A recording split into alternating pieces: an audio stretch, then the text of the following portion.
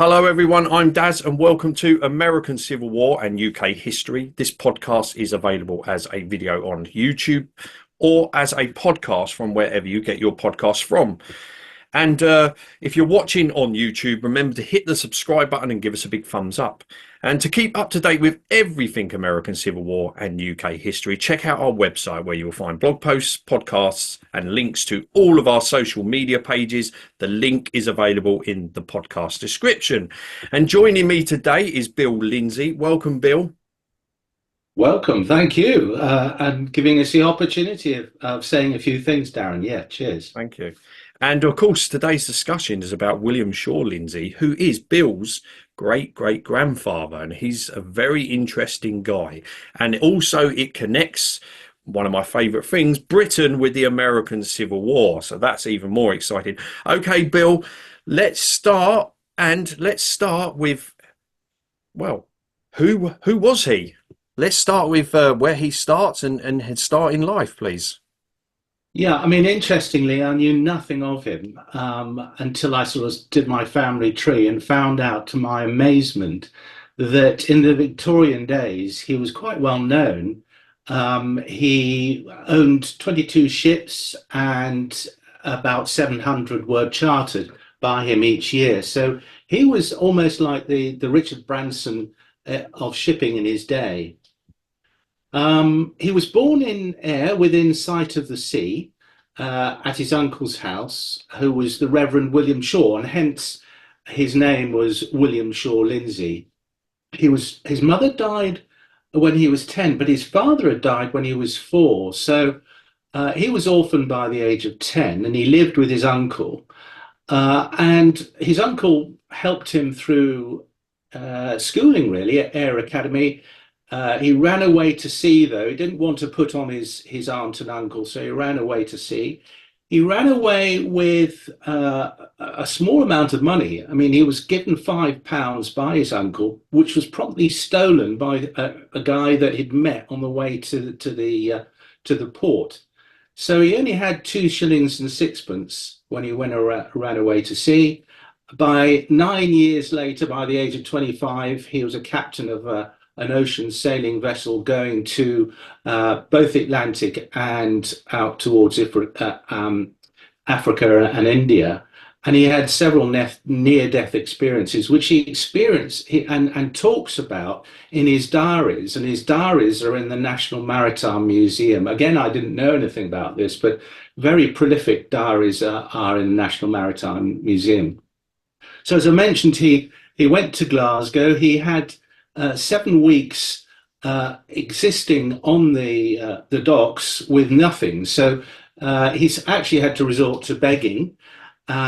Some people were kind, others were not so kind, but every day he went to the ships that were on the docks there to try and get employment. And finally, after 6 weeks, he became an apprentice for one of the ocean-going ships going out to the West Indies. So he was quite fortunate with that.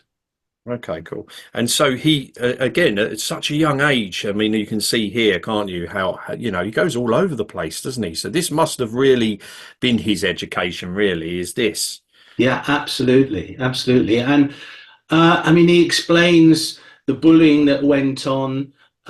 He actually absconded, deserted from one of the ships in Demerara, and actually lived on a plantation with slaves for a couple of weeks, went back to the ship, and the bullying mate had to sort of eat humble pie, but they quickly changed ships after that, both of them. They didn't get on eye to eye. Again, all these are sort of explained in the diaries in quite dramatic tale. It's not old Victorian speak. It's quite modern in the way he speaks in his diaries. Hmm. And he had some quite horrific experiences as well, didn't he? So would you like to explain a bit about those, please? Yeah, I mean, yellow fever in the West Indies was rife. And I mean, he explains that on one of the ships, when he went out there, I think it was something like 16 of 34 on the crew had died. And he explains that on either side of him, obviously they slept in hammocks, On either side of him, both people had passed away from yellow fever. Um, that was one example. Another example was when he was skipper, when he was captain of a ship and transporting specie or gold and money from India to Arabia from the East India Company. He was attacked by one of the marauders and it was slashed across the chest. But he drew his pistol and shot the guy. They ran away, so he wasn't sure whether the guy was killed or not. But it was pretty obvious, I think, that he had actually killed the person. So that was another example. And then more prolific was what was happening at sea. And in those days, if you imagine sailing, going up a mast in very rough seas in the winter, it's quite amazing that the task that they were sort of tasked with. And a lot of sailors didn't swim in those days. If you went overboard, you were lucky ever to be seen again. So he explains again in his diaries some of the exploits that not only happened to him, but obviously he was one of four apprentices and what happened to them as well. Yeah, I mean, it's funny you should mention that about not swimming, and that's what made I've heard that loads of times before, from previous podcasts and people I've spoke to in the field. That, yeah, but it makes you laugh that these people are in the Navy, but they can't swim. You know, it's crazy. Yeah, yeah, Yeah, but anyway, so he does actually get command, doesn't he? And he takes command of the Olive Branch. Is that right? And this is his only command. Is that correct? that's correct. Yeah, yeah. So what was his command like, and how was he seen by his, and what was his experience of being a commander? I think it's difficult to sort of pick up because obviously he's writing from his point of view, but I get the impression he was very diligent. He explains one voyage where he was for 3 nights in gales trying to avoid the coast with an onshore wind, and he just managed to escape the coastline and the rocks. But yeah, he was, I think, someone who was quite diligent. He explains later on when he actually employs captains how important it is to get them, if you like, on your side, because otherwise they'll turn to drink and just exploit you, and then the rest of the crew will suffer as well. So I think he was quite diligent and quite respectful, having been through the experience himself. Hmm. Okay, so from this he's going to learn quite a lot, isn't he? And quite early on, after he gets back to land and normal life, he becomes quite successful, doesn't he? So the first thing he's going to do is become a coal agent, isn't he? So tell us about that and how that ends up happening. Yeah, the captain, or not captain, the owner of the ship also owned a coal field in the northeast near Newcastle, up that way, Tynemouth, and Castle Eden Colliery was the colliery that he worked at, and he explains actually that because he was a manager there, he was tasked during the miners' strike of 1844. They basically said, right, if they're not going back to work, then turf them out of their cottages. And that's exactly what he did. And I don't know how many people he had to do that to, but he said that day was altogether the most unsatisfactory of my life. So again, he'd learned quite a lot of, having to be in charge and to do this difficult business. But I think he quickly wanted to get away from that. Yeah, yeah, and eventually he is going to meet somebody and he's going to get married, isn't he? So tell us about his marriage and his relationship with Helen Lindsay, who will eventually become his wife. Yeah, Helen Stewart had a sister and a brother. Robert Stewart was quite well known in Glasgow because he brought um, water from the lochs to Glasgow, and that helped health-wise. And in Kelvinside Park, there's a statue to him, the Stewart Monument. But he married Helen. He'd met her over a period of time. But actually, in his diaries, to my amazement, on two occasions, he says, "Perhaps I married the wrong sister." Oh dear. He was very much enamored with Christine, who was his sister, who was already married, but actually was widowed.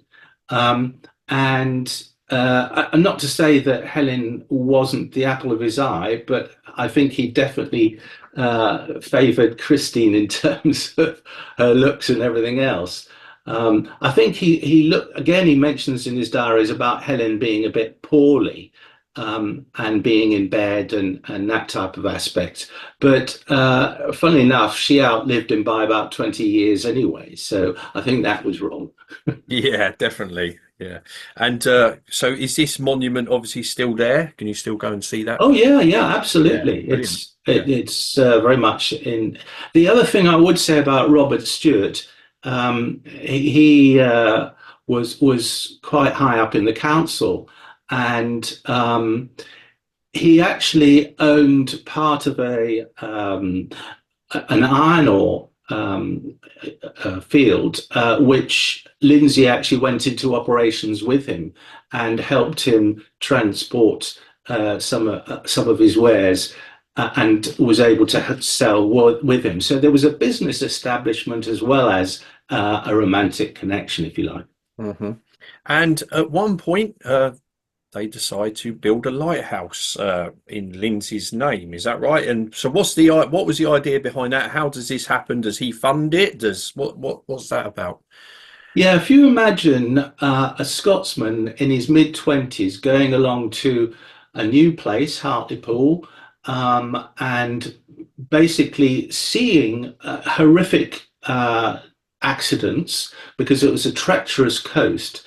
And he, again, in his diaries, mentions this wreck, and the breaking up of the ship and the drowning of the people. And slowly it gets worse and worse so that the ship is just dismantling. And around the mast is a person holding on to a woman. And after a while, that goes overboard and they're lost as well. And that was probably the captain and his wife. And from that day, this was shortly after he got married and brought his wife to their house, which overlooked was only a couple of hundred yards away from the edge of the cliff. And from that day, he said, "Right, I'm going to build a lighthouse." But if you imagine trying to cajole the quite rigid people in charge at Hartlepool in those days to build the lighthouse, they were all against it, but he forced it through. And then, of course, they grabbed all the glory. And it was only known as Lindsay's Light by the sailors and the people around. So it was quite an interesting observation and an interesting story there. Yeah, and again, he's trying to do the best, isn't he? Really, because like you said, from the experiences of seeing people get killed and hurt, and yeah, so Yeah. yeah, okay. And again, is that something you can still physically go and see that lighthouse? Is that still there? There is a lighthouse there. I think it's one that's been rebuilt rather than the original, but it's certainly still in the spot. And Right. I gave a talk there last year, which was amazingly well helped Yeah, I can by the imagine. people Yeah, going. yeah, and also that feeling of being where your ancestor had been as well. That must have been something else. And that's a good point, Daz, because I've now, when I've since launching the book, I've been around 26 different talks around the country, mainly to historical societies, and they've been really interesting. But it's really, as you say, following in his footsteps, and that's quite a buzz. Yeah, definitely, 100%. Okay, something huge is going to happen. He's going to move to London. Of course, London is, in Victorian England is the place you need to be if you want to make money. So, tell us about his move to London, and then he's going to set up shipbrokering business and get into all that. So, tell us all about that. Yeah, I mean, he did amazingly well, and the reason probably behind that is being a Scot. He sought out. There were lots of Scots in London in shipping, and I think he sought those out. But he moved to a small premises, which very soon was too small, and he had to move to Austin Friars, a bigger place. And yeah, he did extremely well. His clerks he looked after, um, and he built up a lot of connections there. To good results, as I say, the interesting thing about that was that a lot of the people in ship brokerage tended to be financiers, but he was involved in shipping. So the captains and the people who wanted to get the cargo moved, he was speaking their language, and they went to him because he knew of shipping. It wasn't just finance. Because he knew about shipping, because he knew what they were doing, they came to him. I'll explain that one of the things that he did was to contact P&O, for instance, and in charge of the P&O liners and the company was a Scot who basically assisted him by telling what the business was from their point of view. And what he was looking at was consumers of steam coal. It wasn't your normal household coal. You need to have specific coal that burnt well for these steamships. And he had to persuade them that the coal in the northeast was as efficient as coal from Wales, which of course Wales was the Welsh coal was the renowned turn to coal, but he did manage to persuade them that the coal they'd got a rich vein up in the coal colliery up north that he was agent for, and P&O bought in, but the West India Steam Packet Company also bought in as well. Mm-hmm. Thanks for that. Cheers. Yeah. So at this point, he's starting to rack up quite a bit of wealth, is he? At this point? Absolutely, yeah. I mean, it's doubling turnover every year. So everything's going very well for him. He's beginning to move house with his, but on the other hand, he's still very cautious. As a Scot, you can tell that he's not someone who's going to borrow money. He's going to earn the money himself, and he will not. He doesn't like speculators. Having said that, he does fall foul on one or two occasions himself, but by and large, he didn't like speculation. Mm-hmm. And another huge thing is, of course, the birth of his son. So tell us about that.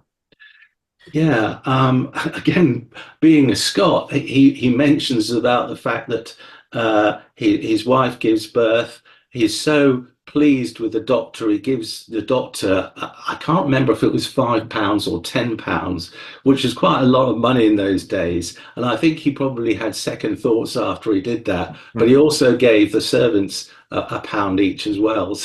Oh, wow. Yeah. So a real celebration then, yeah. But again, like you said, as Scott, they don't like spending money, they like making it. Yeah.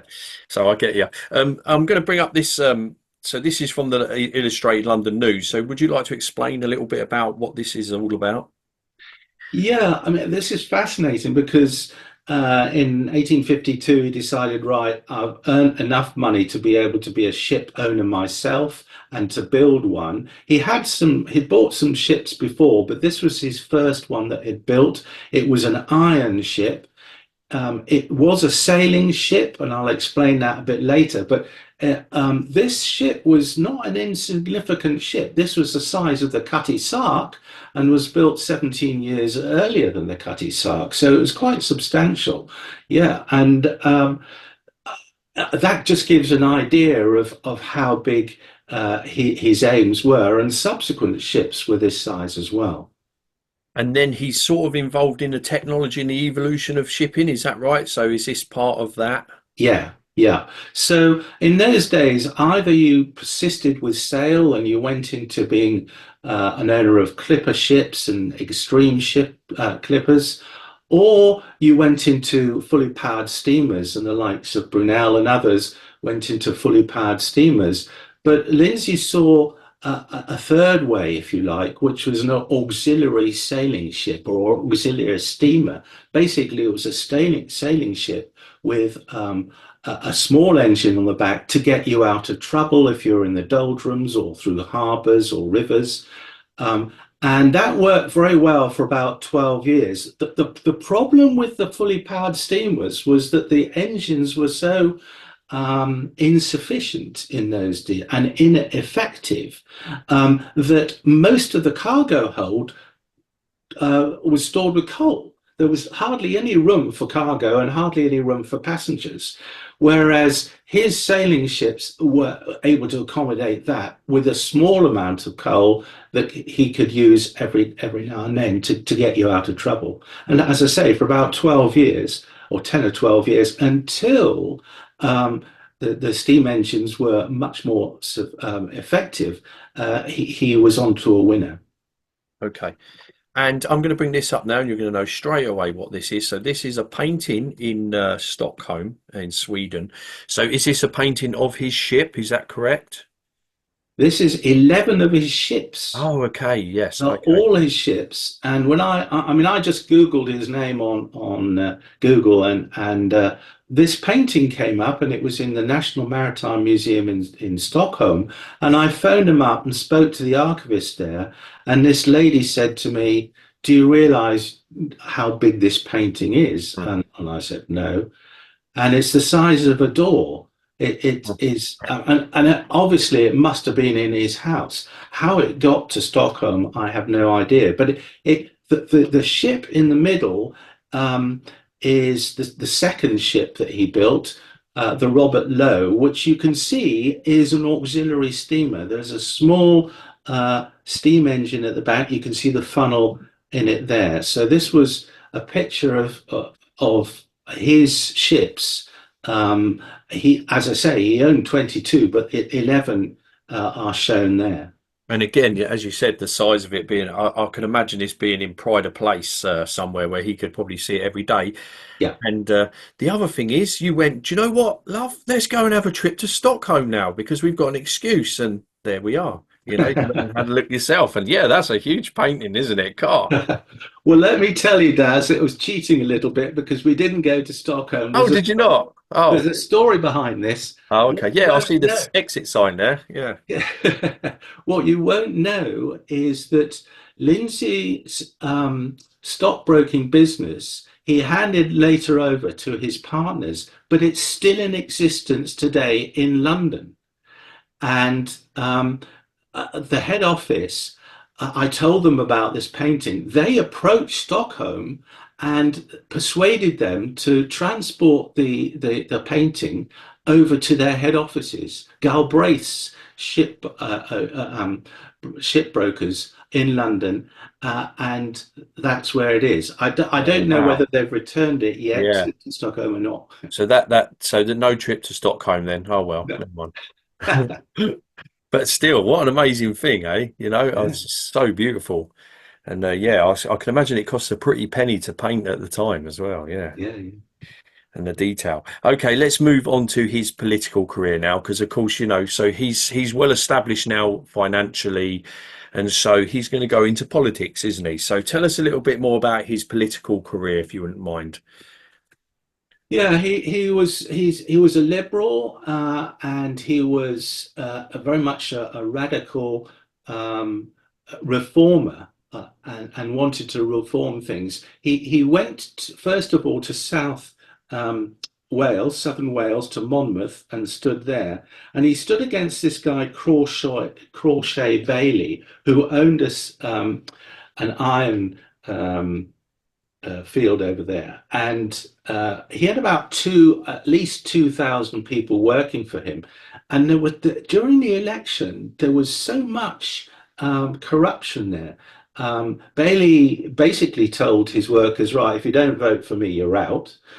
He opened pubs up, and there was free drink. But Lindsay wasn't playing that game. He wasn't going to get involved in the corruption side and the bribery side of things.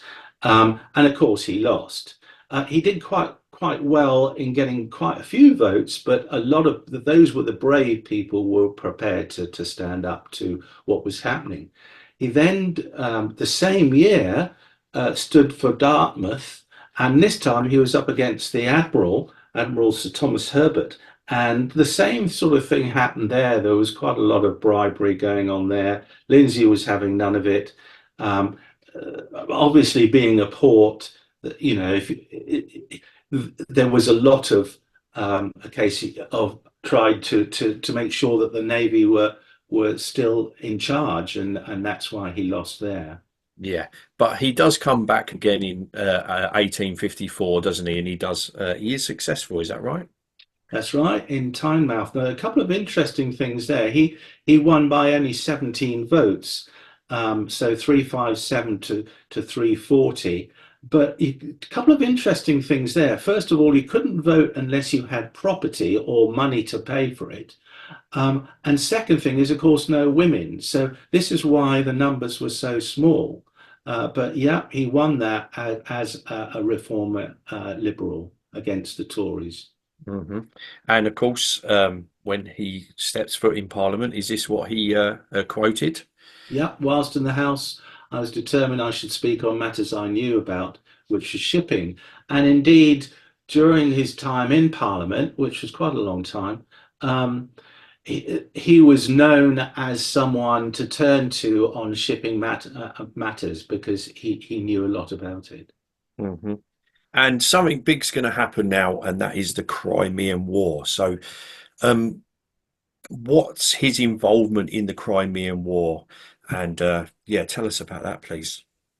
Yeah, again, because he was a ship broker, his ships actually, a couple of things. First of all, his ships were requisitioned for about six of his ships actually were requisitioned by the British government. Um, and so that was one thing. The other thing is that he went over to France and actually met the emperor to discuss transport ships for the French army. And he arranged a lot of ships to assist the French getting their troops out to the Crimea. This is the ship of the in his case. This one of the ships that was requisitioned was the Robert Lowe, the SS Robert Lowe, and unbeknown to him, the Admiralty sent out a surveyor to look at the ship. The ship did have cabins on the upper deck, and they took the surveyor basically said, right, okay, it's too top heavy, and they took an axe to it and just took off all the cabins. And Lindsay was furious. And then they realised they had made a mistake, but that it was too late, and so the ship didn't have that upper deck. The ship went out to the Crimea and transported arms and troops, but also Florence Nightingale from out in Turkey was transported to the Crimea on that ship. So there was a connection with Florence Nightingale. Interestingly enough, all his diaries mention really interesting people during that time and have anecdotes on them. So all these famous people, because he was mixing with them, he has stories about them. And this was a story which I won't go into with Florence Nightingale, but again, that's in the diaries. The ship also transported 13 of these explosive cylinders. And the idea of taking those out to the Crimea was that the Russians had sunk ships, seven ships, at the harbour entrance in Sevastopol. So this was their port, Sevastopol, and they were protecting the port and their ships by sinking these ships so that the British and some of the French ships couldn't go in there and bombard the harbour and blow up the ships. And the idea was that these divers, there was a team of four divers that went out there and they were going to blow up these sunken ships with these underwater explosives. Interestingly, the Navy also sent out four of their own divers to assist them, but as you may or may not know, there was a hurricane and about 17 ships at least sunk, including the naval ships that sunk during this, and including the ship that took the naval divers out. It didn't work, and the reason why it didn't work was that the Russian forts on either side of the sunken ships were able to pick off any approaches from the divers in any of their boats that approached them. So it didn't work. Having said that, they were heavily involved in elsewhere in unblocking things and blowing up ships and actually recovering quite a lot of uh, cannon, etc., that had sunk with the Russian ships. Mhm. I know you mentioned the requisition of his ships. Did he get some kind of form of compensation for that from the government? You mentioned a good point there because he was infuriated by the fact that the Navy paid, or the Admiralty paid, fully powered steamers much more than the auxiliary steamers, and yet the auxiliary steamers, his steamers, were able to take at least as many troops out there and probably more cargo with less use of coal. So it was costing the government a heck of a lot more to do fully powered steamers than auxiliaries. And being in Parliament, he approached the Admiralty to change this, but they were having no truck with it at all. Mhm. And there was a lot of mismanagement as well, wasn't there, during the war? So would you like to explain a little bit about that? And then obviously there's going to be something that happens to counteract this. Yes, yeah. So, I mean, the interesting thing is that the Navy, the records in the Navy are meticulous in certain aspects, but actually not in terms of where cargo is going and how much of it, and etc., etc. So tables were being requisitioned and being sent out to Crimea without legs. Boots were being requisitioned, but they were already out there. In one case, there was a regiment in South Africa that was desperately needed in the Crimea. The ship went out there, the paperwork wasn't in order, so the ship returned without them. And then 3,000 horses were again waiting for ships. The Admiralty said, right, it'll take about 3 or 4 months. And Lindsay knew that it would take about 3 or 4 weeks, not months. He could sort that out. And the reason for that is that the merchant navy, this was their business. So they had inventory. They were able to track where the cargo was going and all the dates and the ships, etc., etc. But the naval records on those aspects of cargo weren't nearly as good as the merchant shipping. Yeah, I find that quite baffling, really, because you think of the British Empire and all that Yeah. sort of stuff. I didn't really know that. I'd have you thought they'd have been organised, but there you go. But there is going to be a reform, isn't there? So tell us about this. Yeah, for about 40 MPs were quite unenamored, whatever the word is, about the government, and they formed the Administration Reform Association. There was a guy called an MP called Morley who led it, although Lindsay was quite instrumental in getting it off the ground as well. Interestingly, Dickens, although not an MP, he was involved as well. He wanted to reform aspects of not only naval aspects, but what else was going on in the government. And of course, the government of the day did the usual thing, which was three of the people, Laird, Lang, and Lowe. All they did was the government promoted them, and so after about 6 months, the new party, if you like, collapsed. Um, Having said that, the government did learn lessons from it because they realised that they needed to get their act together in reform. Mhm. Okay, so after the Crimean War, he's going to go back to what he knows best, and that is obviously shipping. And so, yeah, tell us about this little period here just before the Civil War. So, yeah, he's heavily involved again, isn't he? And gets his business back up and running. And is it successful? Partly. Mm. You're absolutely right. After the Crimean War, a lot of the ships were redundant, so he had to decide, okay, what am I going to do with them? And one of the first things he did was to do a Royal Mail line out to India via Cape Town, via South Africa, and 6 of his ships were involved in that. It only lasted a year, and the reason for that was that the merchants in Cape Town refused to pay any slight premium for an auxiliary ship rather than a sailing ship. And in the end, Lindsay, although he sort of broke even, decided, right, I've had enough of that. I read somewhere actually, it was known as the WSL line, but some wag said that it was the worst shipping line, which is Oh quite dear. amusing. Yeah. And Australia, they struck gold.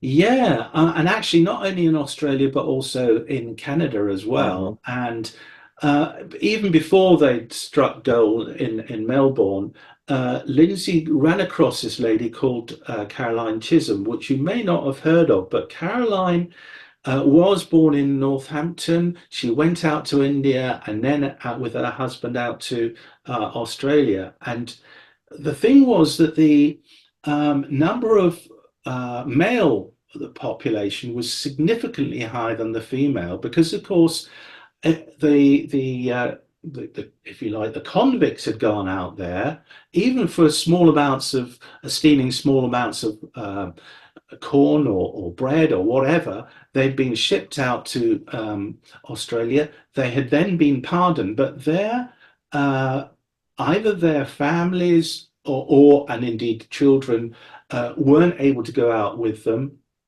So the male population was significantly higher than the female. And this lady, Caroline Chisholm, wanted to change that. And she organized ships to go out there with females that were vetted by her.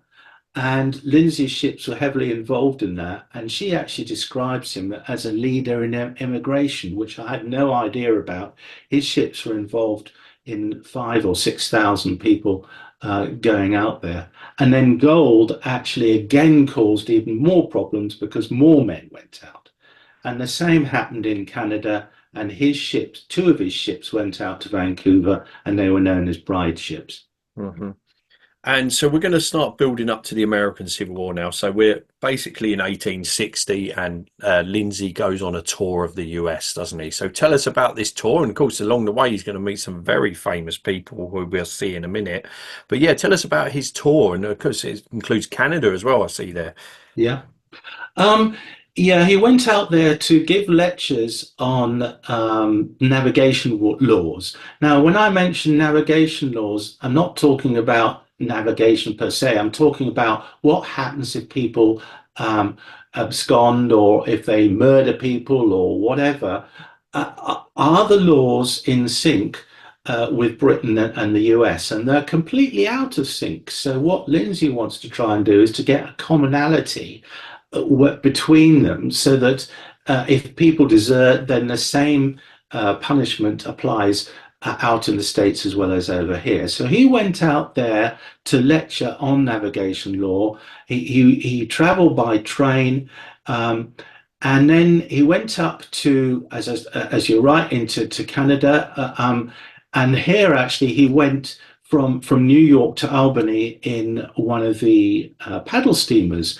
And he was amazed how efficient these were and how fast they were. But anyway, he went up to Canada, went to Toronto, saw Niagara Falls, came down to Chicago. And at Chicago, he then went to Springfield. And of course, he was accompanied actually by a senator.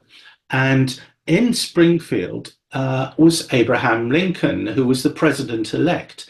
And again, he met President-elect. There's a story there, anecdotal story about something to eat. And Lincoln's wife wasn't too happy about bringing the ham out for him to eat, but that's a small little story. So he'd met with Abraham Lincoln. He then went to Washington and met not only the president, James Buchanan, but he also met members of the Senate. And that was quite an interesting thing. One thing I would talk about as well, very briefly, is Captain Raphael Semmes, who was later on the captain of the Alabama. And he at that time was out in charge of lighthouses, and Lindsay had met with him, and then subsequently later on in the war had a very good relation with Siems and had him to stay in his house, etc. So yeah, he met quite a lot of influential people during his tour. Did he actually mention in his diary about Lincoln and what his impression was on him? Not so much. I mean, I didn't really pick up. I think he was favorably impressed with him. Um, but it's a sort of this amusing story about being fed by him that's picked up. So it didn't really go into that much detail. I would add one other thing during his trip, and that was that he had a lot of his colleagues in Parliament said, "Should I invest in American railway?" And so Lindsay organised for a train trip from Chicago down to St. Louis, and on that ship, he was on that train. He was accompanied by a guy who from the railway, who was the spitting image of a Dickens guy. He was a loud Yankee type person, spitting tobacco and etc. etc. And Lindsay asked the guy, "Well, where is he from?" And he said he's from London. And so Lindsay said, "Right, London, Canada." And he said, "No, London, England."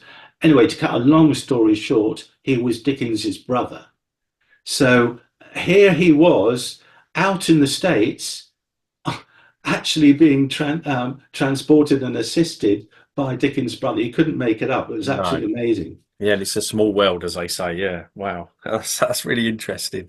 Okay, so obviously he's out in the States, and so he's going to see the underlying issues that are going on in the country, isn't he? So we'll bring up his view at the time and the support for the South and how he see things and what was his impression of all this going on there. Yeah, I mean, one of it's really interesting because he backs the South, and you think, right, well, why did he back the South? And there were a lot of parts from them, but I think probably top of the list was the fact that he'd met a lot of senators, and he'd found that the South were being more heavily taxed than the North, and for that reason also they were underrepresented. So it goes back to less taxation and more representation, if you like. And the reason for that was that people weren't taxed individually, they were taxed by land. So in the north, let's say there were 10 people living on a given area. In the south, because they were more agriculturally based rather than industrial based, there were less people on the land. So they were taxed more heavily because there'd probably be five instead of 10, but by a given amount of land. So they were being more heavily taxed. And as I mentioned, there's less representation because of that in the Senate. Lindsay was also very big in free trade, and the North was much more protectionism. The South advocated free trade, so all his business was sort of aimed at that. Incidentally, his ships were taking out to the north railway track for the railroad and bringing back cotton from the south. So that was what his business was before the war. He mentions quite, and again, you have to think, okay, is this him or is he open to other people's suggestions? And is he being influenced by others? But he heard the story that the Southern commissioners had been to the government just before the war to try and come to some sort of terms, and the government two or three times refused to meet with them. So again, there's this sort of, he was being more advocated towards the south. Obviously, there was a cotton supply to the north of England that was in jeopardy to a certain extent if there was a war, which of course there was. But I would say that his uncle had brought him up. His uncle was, as I mentioned, a reverend, so he must have had some ideas about religion and being a committed Christian. And he was a committed pacifist. And during the war, he didn't like the idea of cousin fighting cousin. He wanted to end the war as quickly as possible. I also picked up in his diaries, and at one stage he sort of hints at it, and it was sort of unwritten in many respects, that actually Britain preferred North and South states to be separate because they couldn't challenge the empire as much. Britain was being threatened by this growing empire in waiting, America. And he could see on his travels around the north and the prairies what potential America was. So I think there was this sort of vested interest in trying to actually separate North from South. The final point is that he was not pro-slavery. I mean, there's always this idea of if you're supporting the South, then you're pro-slavery. That wasn't the case. And as I mentioned to you, he had actually deserted and lived on a plantation with slaves. He'd seen that in the North there was a prejudice just as much as in the South, in his terms anyway. But more importantly than perhaps anything, he was apprehensive about the fact of releasing 2 or 3 million slaves all at once. He'd lived rough on the docks in Liverpool for 6 weeks. He'd realised that there was no social security. He had to resort to begging. So he thought, right, if all these slaves are released at once, are they going to have a roof over their head? Are they going to be able to eat? Have they got employment? What is going to happen to them? And he preferred that there was a slow, gradual emancipation of slaves over time. Yeah, some fascinating points there, Bill. I really like the point about keeping them separate. I've never really thought about it like that, but you've definitely got my brain going there. That's really, really good. I want to bring this slide up because it's important. And again, if you're listening via audio, then please head over to YouTube, see the slides.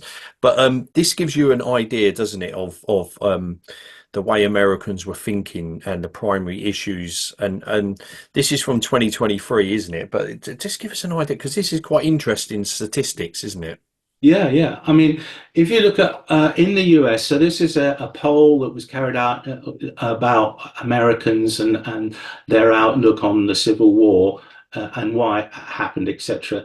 And 56% of adult citizens felt that the cause of the war, the primary issue, was slavery.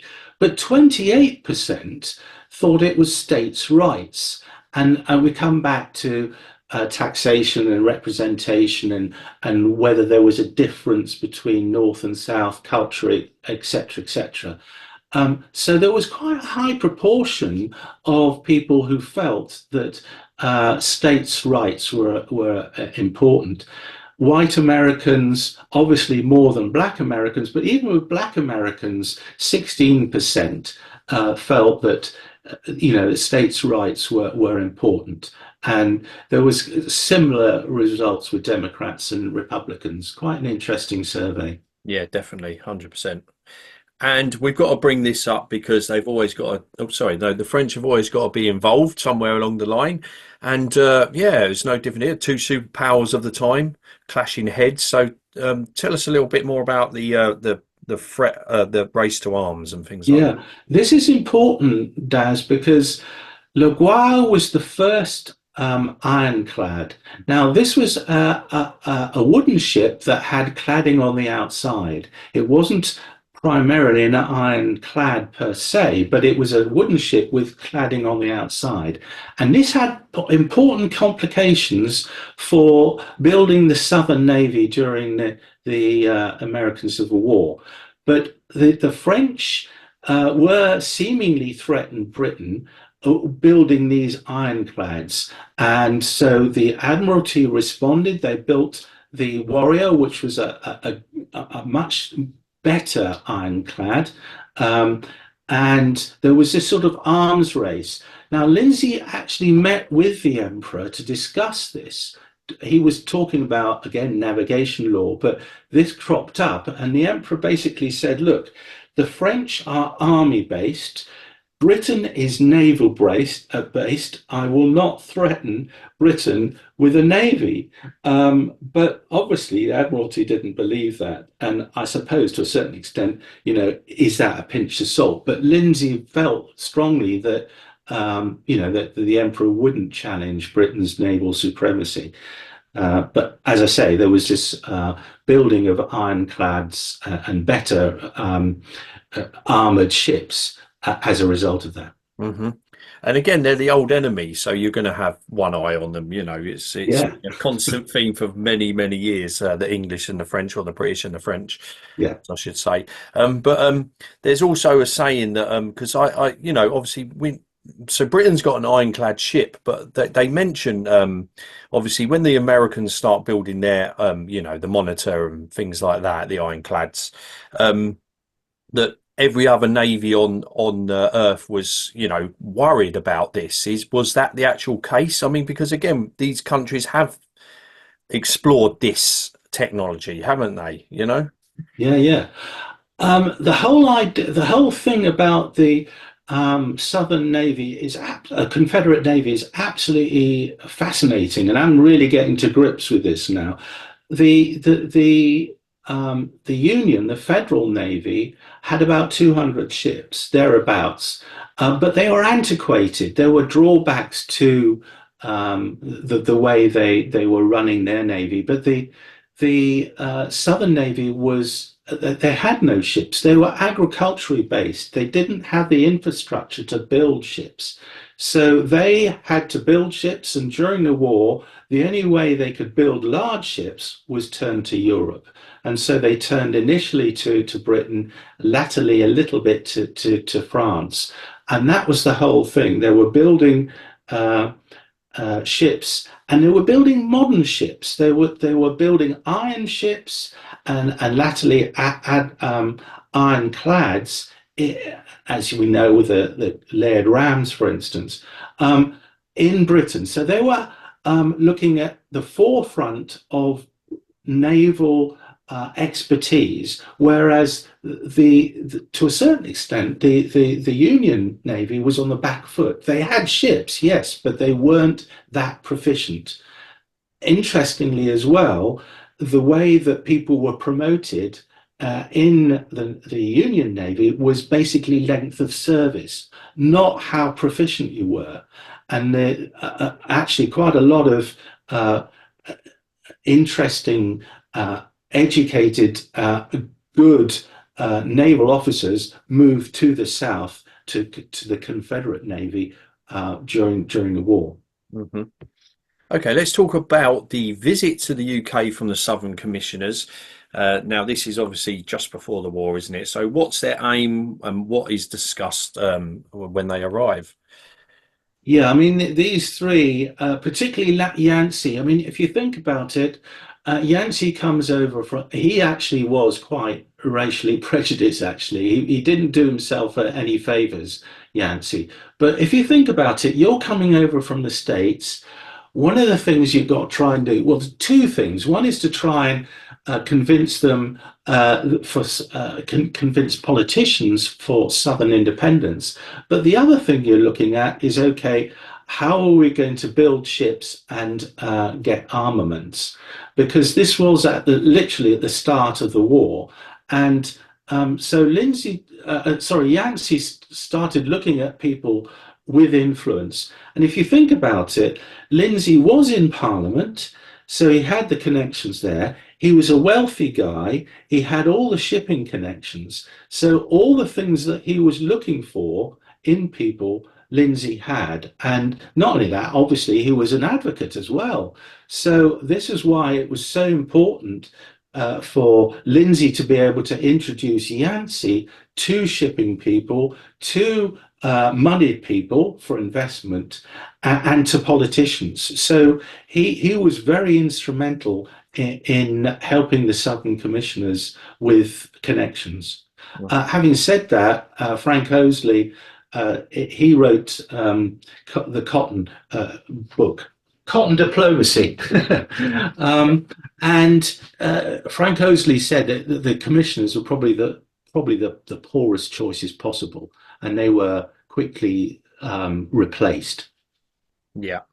And of course, as we know, on April the 12th, 1861, the fire of Fort Sumter. So that starts the war. Lincoln calls up 75,000 volunteers, and the American Civil War starts. But back in the UK, on the 21st of April, 1861, Lindsay gives a speech in Sunderland. So what's the idea behind the speech, and what is it about? Yeah, I mean, basically, he's saying that Russell, who is the foreign secretary, should acknowledge that the Southern Confederates as an independent power. So he came out quite early, well, very early in the war, supporting the South, and as a result, he got quite a lot of hate mail from the Northerners. And one of them said, right, enclosed fine sample of hemp used in America for hanging traitors. So he was getting hate mail from the North. Obviously, his business suffered as well because the northern shipping merchants didn't want to have anything to do with him, and of course the South collapsed as far as shipping commerce was concerned. So his business did suffer big time. But he was a man of morals. He stuck to his principles, and this is what he had to say. hmm And again, people always forget about that, don't they? They think of the cotton embargo and stuff like that, but of course, we're heavily trading with like you said, America at the time through shipping and stuff, and that's how you move stuff around. There is no other option. So, we're going to lose that, and that's a big part of the empire, isn't it? A big part of money coming into the country. So I can see, their sort of view on this. Especially people that own these businesses. They're thinking, oh God, we're going to lose a lot of money here. He's obviously so frustrated by this, and he sends a letter to Gladstone, doesn't he? He does, and Gladstone, who he was, if I remember, the finance minister. I can't remember what they call it, but he was in government, and Gladstone basically reiterates what Lindsay said, and says in a speech in Newcastle that a bit later on the year, I think it actually was the following year, that the Southerners were a nation in their own right, and basically said that they should have, or hinted that they should have independence. And of course, this caused a furore in the government, and they quickly distanced themselves from what he had to say. hmm And let's talk about of course, obviously, there's the Trent Affair as well in November 1861, which was very, very close to causing a war between Britain and the northern states. Um, yeah, and of course, obviously, the blockade runners that are going to actually profit from the blockade in a roundabout way. Yeah. What happened with the Trent affair was that obviously both the commissioners, the Mason and Slidell, were taken by Wilkes, who was the captain of the ship, the Union ship, and they were then taken to the States and put into prison. And as you say, we were very nearly at war with them. But the interesting thing there, again in his diaries, is that Slidell's wife and two daughters were on board. They came to Britain. They weren't transported out to the States and as captives. And Lindsay put them up in his manor house, Shepperton Manor, and looked after them. So you could see there was a really close connection between the commissioners and Lindsay. And actually, James Mason was a good friend of Lindsay, and Lindsay was trying to assist Mason as much as possible. So he was very influential, but there was that connection as well. hmm And again, let's talk about the Liberal government because it's very liberal, isn't it? And so, what again, their view is their view all the same, or have they got mixed views of what's going on in America at this time? Yeah, as we've already said, I mean, the Chancellor of Exchequer, Gladstone, he was pro-independence, as I mentioned with that talk. But the Prime Minister was very canny for very good reasons. He was very cautious about supporting either side. He was very much afeared that Canada could be under threat. He didn't. We'd just come out of a war with the Crimea. He didn't really want to get involved. Um, Lord Russell was pro-intervention and wanted to sort of try and assist things, but the Prime Minister Palmerston won the day, and basically, we decided right, we were not going to get involved, and we were going to be neutral and not assist. And of course, there's a few big turning points that are going to direct him in that way as well. Anyway, and one of them, probably the biggest one, I think, is the Battle of Antietam and Lee's failure to win there. And of course, the other things are important as well. But I think that is probably the one where Britain actually start thinking, actually, this is not for us, you know. Yeah, you made some great points there. But Lindsay makes a parliamentary motion, doesn't he, in June of 1862? And of course, that's before Antietam, isn't it? So just tell us a little bit about that. Yeah, this is his motion, which actually was dropped. He decided to withdraw it because he realised he probably wouldn't gonna uh, get it through. But he again, it shows that he wanted to try and stop the hostilities between these two for the reasons that I mentioned. His pacifism. He wanted to try and stop the war wherever possible, and for us to get involved into trying to be an intermediary to try and stop that. But in the end, he actually withdrew that motion. Okay. And we had the Southern Independence Association formed in November of 1863. So would you like to explain a little bit about that? Yeah, there was quite a large support for the South, not only MPs and some peers, but also quite a few businessmen. And so this association was formed to try and help get independence for the South and to try and influence things, particularly politically. Um, Again, I think they realised they were on a losing wicket. But they wanted to try and see if they could intervene as soon as possible to try and stop the war. hmm And I know you've touched on a little bit of it just a little while ago, but there was a threat, wasn't there? And again, that's part of their thinking, like you said, the threat to Canada, whether you could trust the French or not. So, what's your views on that? Yeah, again, interestingly, that Palmerston and particularly actually Russell, I don't know if we're going to come on to it anyway, but Lindsay went to meet Napoleon the Third three times, sorry, four times, um, and during the conversations, they were discussing, for instance, how effective um, the blockade was and whether it was efficient. And because if you're going to do a blockade, it had to be, or was meant to seem to be efficient, and this wasn't the case. Loads of blockade runners were going in to and fro through it, and it was permeable. It wasn't that effective. So they discussed that. But what Lindsay was trying to do was to decide, okay, were the French willing to recognize independence if they did it with Britain? And Napoleon said to Lindsay, yes, I'm willing to do that. Please take that message back to the government. So Lindsay went back to Lord Russell. Russell did not see him. He said, you're not a member of the government.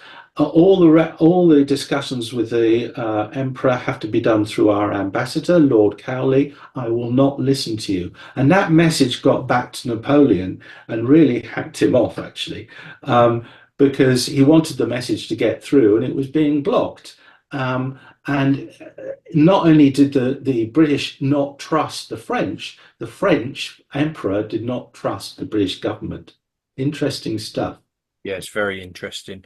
And I know you touched on sorry, the navies and the difference between the navies. But just give us a little idea of what this, because again, like you said, they had a very small navy, the South. So their tactics and how they employed that in their, with having such a small navy.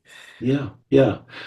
Obviously, it was a case of right. What's modern? What's the forward thinking on as regards to efficiency is concerned, and so they were looking at modern warships.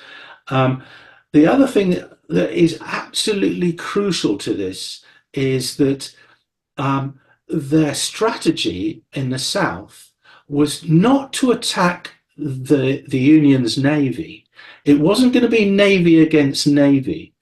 That the what the South decided to do was to attack the Union's merchant ships, not to go head to head with the navy. And the idea with that was to attack their commerce that would cause hurt and discomfort, but also would draw away the northern ships from the blockading the ports. So this would tie up the navy, that the Union Navy, who had then came to try and prevent what was happening in the south, attacking the merchant ships. Absolutely fascinating. You would tend to think that it would be navy against navy. This wasn't the case.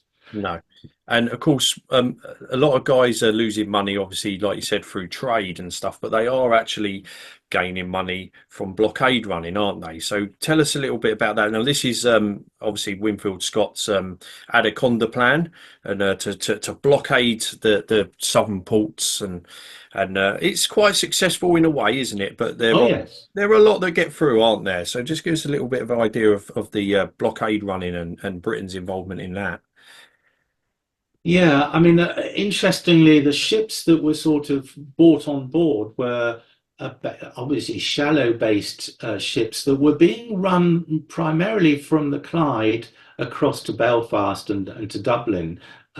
So relatively shallow waters and pretty quick trips. And those ships were ideal for blockade runners. So a lot of the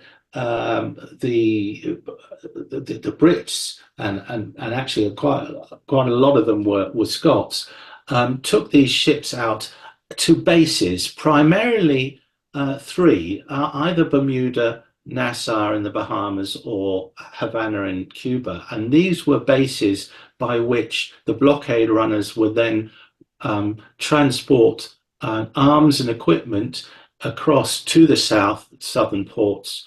And the whole point about this was to try and build ships or use ships that could evade the northern blockading, primarily Navy ships. And the way they did that was obviously to try and use less black coal, if you like, so that they wouldn't be seen. The design of the ships were so that they were more difficult to be seen at sea, and they nipped in and out and were actually very efficient until the Northerners slowly started to take control of each of the ports running south.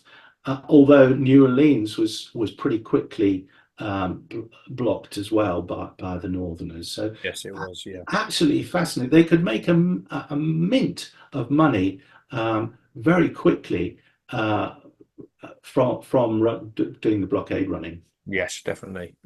And we will talk about that in a second. But obviously, so this is an important part of the story as well. Is obviously James Bullock. Again, he's trying to build this Confederate Navy. So when does this actually happen? This visit? So this now. In my sort of research of this, I cannot find Lindsay meeting Bullock, but he must have done. And Mason, James Mason, who we talked about, gets in touch with the Confederate naval commander in charge of the strategy, Mallory, and Mason says to him that through Lindsay's house, bonds for the delivery of cotton were negotiated to the amount of £60,000 for the use of the Navy Department. So basically, Lindsay, through his connections, was able to raise, through cotton bonds, £60,000 to be able to assist with building the Confederate Navy. And indeed, um, two particularly important ships were financed. One was the Georgia, and there was another one as well, which was called the Canton. Um, but Mason then quoted Lindsay saying that actually not only would he help with £60,000, but he could actually, he said, furnish from a quarter of to a £500,000 sterling. So again, I mean, this is fascinating. I had no idea of that. It's only when you delve into the records that you find how important, how influential Lindsay must have been in those days, and yet he's obviously by and large forgotten. Yeah, definitely. Yeah, because again, until I obviously came across you at the round table, I didn't know about Lindsay's story either. So it's fascinating that you're bringing this up. But here we have just a summary of. I think is this the damage that was caused by the actual Confederate Navy? Yeah, yeah. I mean, it's a snapshot of Yeah. the more key naval Confederate ships and what the damage they were able to do. And again, if we focus on the key one, which was the Alabama, 69 merchant ships were taken, and $4.6 million of property lost. I mean, obviously, it all came to a head later on offside Cherbourg with that fight, but. It just gives you an idea of how successful, I mean, in this instance, this ship was, but other ships were in attacking the commerce and causing problems for the states. Hmm.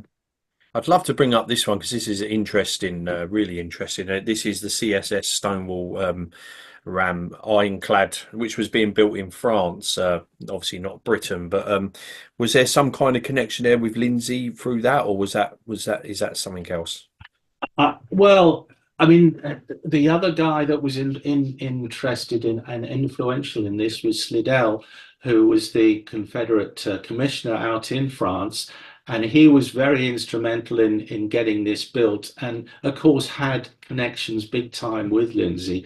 So I'm not saying that Lindsay was first hand involved in this, but if you think about it, he must have been trying to influence this. He had the connections out in France, not only in the government with the emperor, but also with French shipbuilders, and his connection with helping in the Crimean War.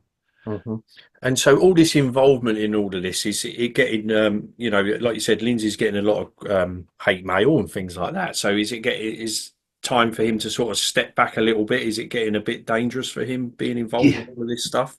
yeah, and that's absolutely right, Daz. And the problem was, of course, he was in an MP in Parliament, and he felt it was time. Right, I got to step back, and so he sold his company to his two key partners, Stringer and Pembroke. And Stringer, if you look at Stringer in the books, he is full of involvement with blockade runners.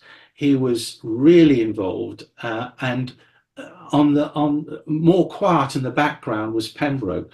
Pembroke. So both of them were involved in blockade running. But when Lindsay sold the company to the partners, there wasn't enough money to pay him off. So they brought a third partner involved, which was James Galbraith, and that's the name of the company at the moment, still in existence, Galbraith's. But interestingly, it wasn't only arms and equipment, it was everything. I mean, it was buttons, it was boots, it was clothing, all these things that were acquired from the South. Yeah, and again, there was a lot of money to be made from this, wasn't it? So even though they've lost money from their trade, they're still making good money from this, from blockade runners. This is a breakdown of what they were Well, earning, isn't it? It's Yeah, yeah. So oh, captain one. I mean, £1,000 in those days was a lot of money. But you can see, profit $150,000. This is just on one trip if it was successful. The whole chart here shows some of the blockade runners and Lindsay's partners involved in it. Now, Lindsay basically said that he was not involved in blockade running. I'm not sure I fully believe that, but he actually says he was not involved in blockade running. However, it's pretty obvious he was involved in building the Confederate Navy. But this is a breakdown of Lindsay's partners and their involvement um, in blockade running. yeah. And one of the things there, even in 1864, you're still getting nearly 75% of ships getting through and delivering it. Yeah. One thing I'd like to bring up is his cotton bonds. So how does he acquire that? What is a cotton bond? Sorry, could you just explain that for Yeah, I me? mean, it's basically a form of money to a certain extent. They basically the Southerners would promise to give cotton in return for bonds, and they raised a significant amount of money. And the people who bought the cotton bonds were listed in the Times, and Lindsay was one of those to the tune of £20,000. And Lindsay contested this and said, that's absolutely wrong. It should be only a tenth of that, £2,000. But in his diaries, he actually mentions £4,000 plus $65,000. So, so it's about £2.5 million worth of cotton bonds that he invested.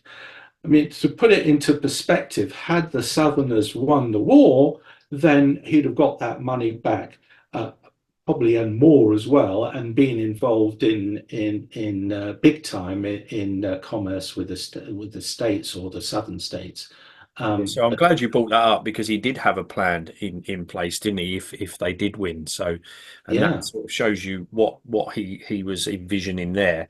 Um, okay, we're going to do a what if now. So what if the South had won independence? What's your thinking there? yeah. I mean, if you think about it, would the Northerners then have decided to go against or go to war with us and the French if we were both of us to accommodate Southern independence?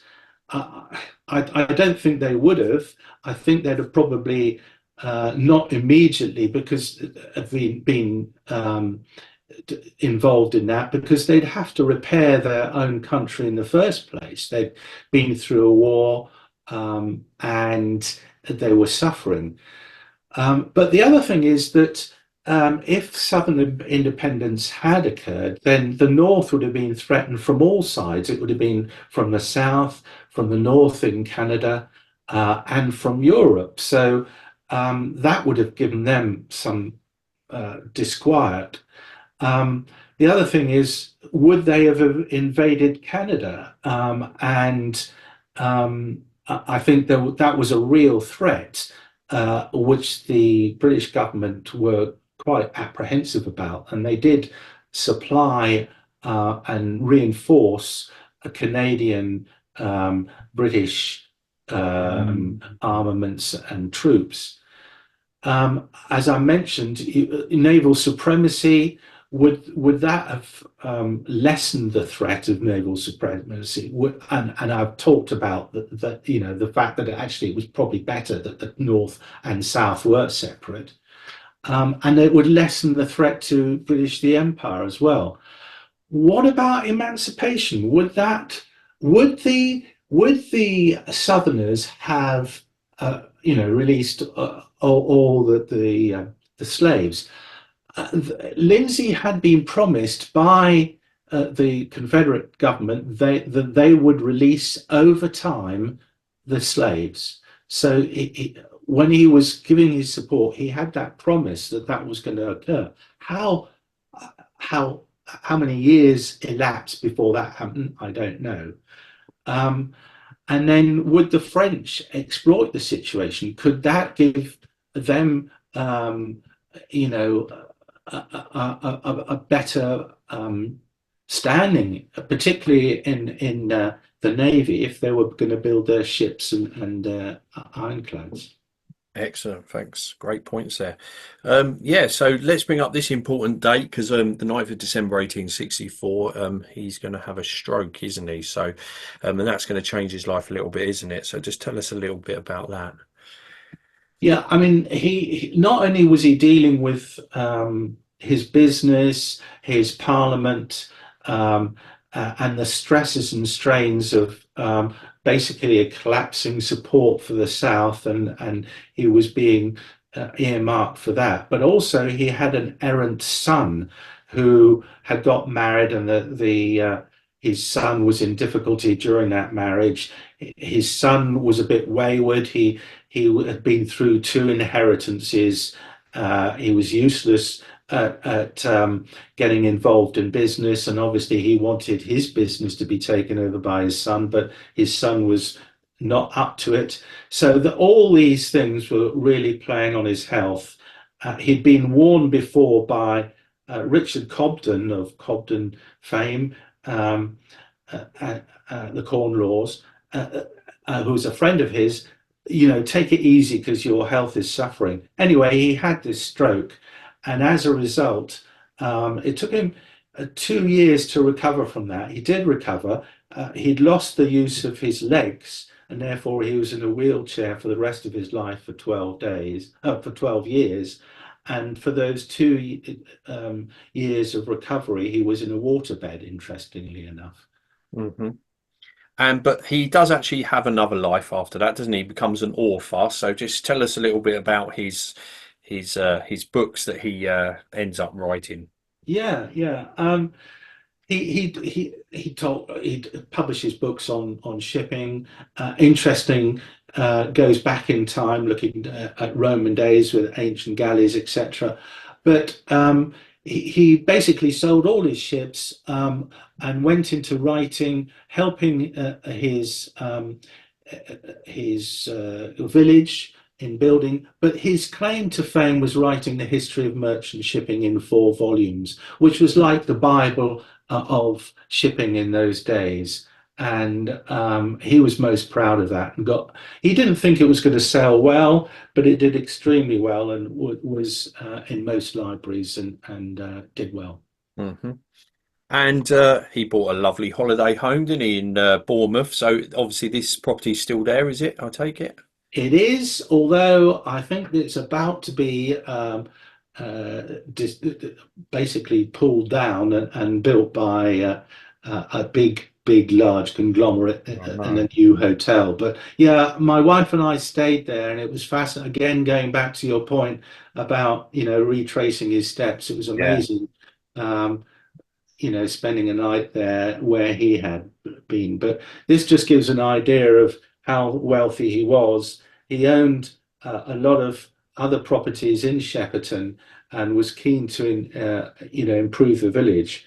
Needless to say, goodness knows where the money went because it didn't come down to us. No. Yeah. But yeah, that's sad if they're going to do that. Surely it must be listed. Bill. Yeah, I know, I know. Yeah. I did gave a talk down there and tried to stir things up a little bit, but There's a huge. So did he own the whole thing? That's a huge house. yeah, it has been extended to Yeah. the right of the picture there, but that was the original one, and yeah, interestingly enough, and it's still in existence there or was, and that was he built a lift for his wheelchair. It's a tiny little lift Hmm. to go up to the bedrooms. Excellent. And then he does pass away, doesn't he, in 1877, age 61. And again, I take it you've been to visit the grave, is that correct? That's right. Yeah, his tomb. Sorry, yeah. He was Lord of the Manor, and he was also involved in the church big time. And the church had run out, the cemetery was full, so he gave a part of his land over to a new cemetery, and that's where he is buried. Excellent, thank you. And let's take a couple of minutes to discuss, obviously, your journey and finding out about, your ancestor. And then, of course, you've written a book about this, haven't you? So, William Schaw Lindsay, Victorian entrepreneur. Tell us a little bit about your experience of obviously finding out about your great great grandfather, and then obviously what inspired you to tell his story.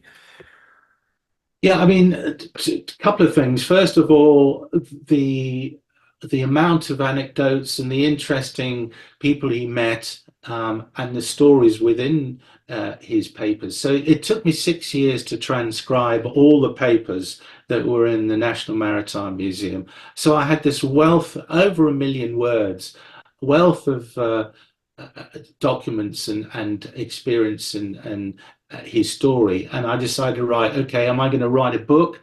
Someone down in Bristol approached me and said, I'll do it for you. And so I gave all the transcriptions over to him. But after about 6 months, he came back and he said, I'm going to write about Lindsay, the life and times of William Schaw Lindsay. Well, a hell of a lot happened in 1815 to 1877.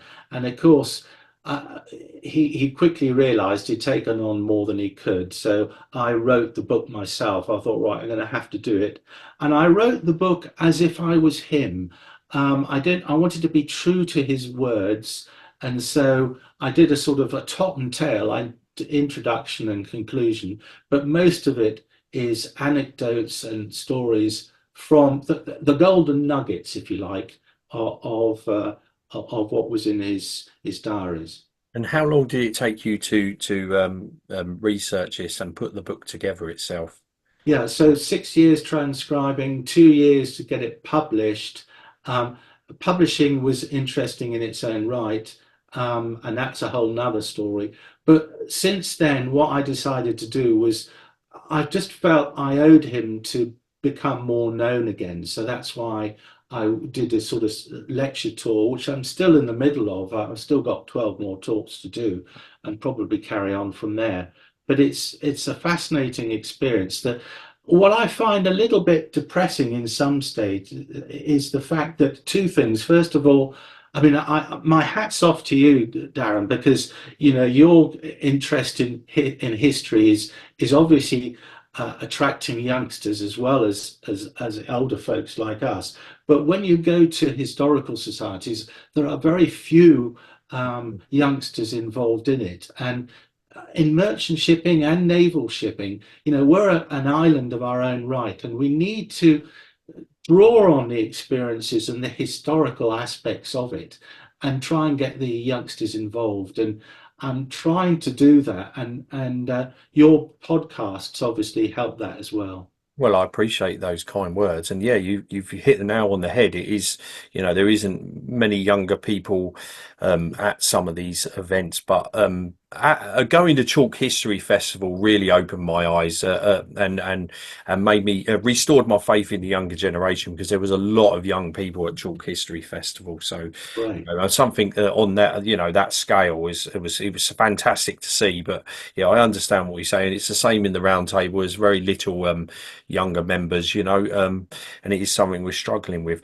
But just quickly, obviously, there is a couple of book recommendations, isn't there? Apart from obviously your book, which is about Lindsay's life, and like you said, and one of them is from the Round Table member Charles Priestley, who wrote about the battle at Cherbourg there.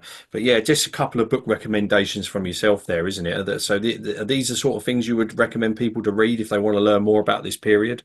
Yeah, yeah.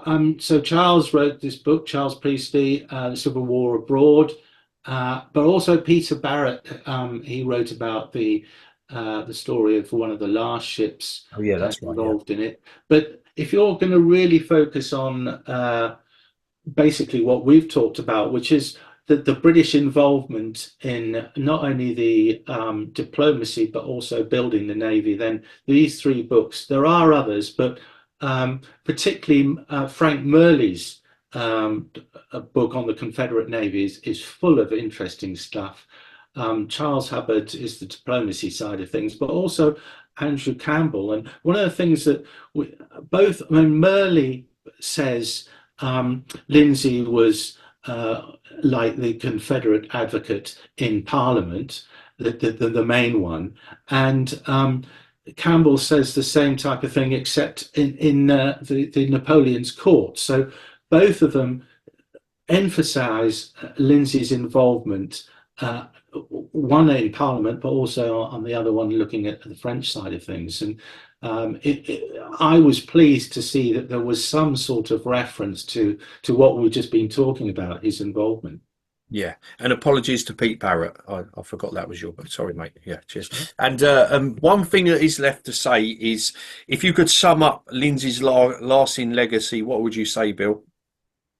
I think personally, his diaries are frankly the key thing. And one of the things I did do was to give the transcriptions in disc form to the Caird Library and the National Maritime Museum, hopefully for scholars to dip into that and to learn more about it. But also his history of merchant shipping was important as well.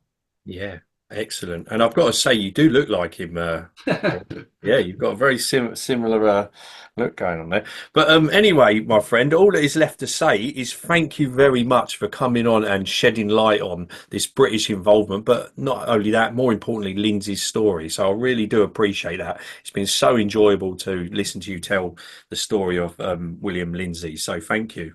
Cheers. Thank you. Thanks very much.